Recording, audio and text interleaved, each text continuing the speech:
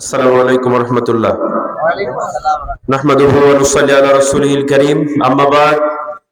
ফাউযু বিল্লাহি মিনাশ শাইতানির রাজীম। বিসমিল্লাহির রাহমানির রাহিম। ইল্লা তানফিরু ইউ'আযিবুকুম আযাবান আলীমান ওয়া ইস্তাবদিল কওমান গায়রাকুম ওয়া লা তাদুররুহু শাইয়্যান আল্লাহু আলা কুল্লি শাইইন কাদির। সংগ্রামী উপস্থিতি, আল্লাহ রাব্বুল আলামিনের শুকরিয়া আদায় করছি যে আল্লাহ পাক এই পরন্ত বিকেলে দিন কায়েমের প্রত্যয়দীপ্ত মনোবল নিয়ে এখানে আমাদেরকে হাজির হওয়ার তৌফিক দিল্লাহ। বিশ্বনবীর প্রতি দরুদ পেশ করছি সাল্লাল্লাহু আলাইহি ওয়াসাল্লাম। অসংখ্য শহীদ, সর্বশেষ জুলাই আন্দোলনে যারা শাহাদাত বরণ করেছেন এবং ভারতীয় আধিপত্যবাদের বিরুদ্ধে সংগ্রাম করতে গিয়ে জীবন দিয়েছেন আমাদের একান্ত প্রিয় ভাই শরীফ ওসমান হাদী ভাই সহ সকল শহীদদের রুহের মাগফিরাত কামনা করছি।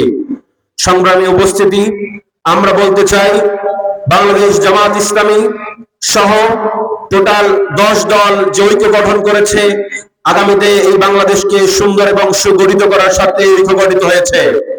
আমরা বলতে চাই বাংলাদেশ জামাত ইসলামী আকাশ থেকে ভেসে আসা, পড়ে যাওয়া, নাজিল হওয়া অথবা কোনো সাগর থেকে ভেসে আসা, কোন পুকুর থেকে পুকুরি কুচুরি পানার মতো উঠে আসা কোনো দল নয়।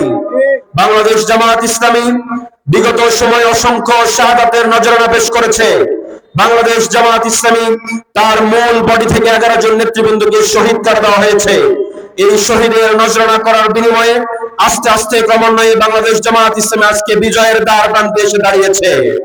সংগ্রাম উপস্থিতি, আমরা বলতে চাই আগামী দিনে 10 দল সহ এই বাংলাদেশের সমস্ত দেশবাসী মানুষকে সাথে নিয়ে, দেশপ্রেমিক জনগণকে সাথে নিয়ে আগামী দিনে বাংলাদেশ জামাত ইসলামী একটি কল্যাণকর রাষ্ট্র, দুর্নীতি মুক্ত একটি রাষ্ট্র দেশের মানুষকে উপহার দিতে চায়। প্রিয় ভাইরা, আমরা বলতে চাই বাংলাদেশ জামাত ইসলামী বাংলাদেশের মানুষের কাছে ইতিপূর্বে রেকর্ড স্থাপন করেছে, রেকর্ড করেছে। তারা দুইটি মন্ত্রণালয় পরিচালনা করেছে, যাদের মন্ত্রণালয়ের 4 পয়সায় কোনো দুর্নীতির প্রমাণ কোনো দুদক দিতে পারে নাই। সুতরাং আমরা বলতে চাই আগামী দিনে বাংলাদেশ সহ এই বাংলাদেশ পন্থী নৈতিক ব্যক্তিত্ব সম্পন্ন মানুষরা যদি এই রাষ্ট্র পরিচালনার সুযোগ পায়, বিগত দিনে যারা হাওয়া ভবন তৈরি করেছে, এদেশের কোটি কোটি টাকা পাচার করে আত্মসাৎ করে যারা সুইস ব্যাংকে জমা করেছে, এদেশের বাংলাদেশ জামাত ইসলামী সহ 10 দলের নেতৃবৃন্দ যদি আগামী দিনে সরকার গঠন করতে পারে, এদেশ থেকে দুর্নীতিকে ঝাড়ু পিটে করে তারা সাগরে নিক্ষেপ করবে ইনশাআল্লাহ। ভাইরা আমার, সুতরাং আমরা বলতে চাই আজকে সারা দেশ 10 দলীয় জোটের পক্ষে, দাঁড়িপাল্লার পক্ষে যে গণজোয়ার তৈরি হয়েছে, এই গণজোয়ারকে তারা রুখতে না পেরে জামাত ইসলামের বিরুদ্ধে তারা আজকে অপপ্রচার করছে। জামাত ইসলামী নাকি জান্নাতের টিকিট দিচ্ছে, জামাত ইসলামী নাকি ধর্মের নামে ব্যবসা করছে। অথচ আমরা লক্ষ্য করেছি তারা নামাজ পড়তে জানে না, রোজা রাখতে জানে না, ইসলামের ন্যূনতম জ্ঞান নেই।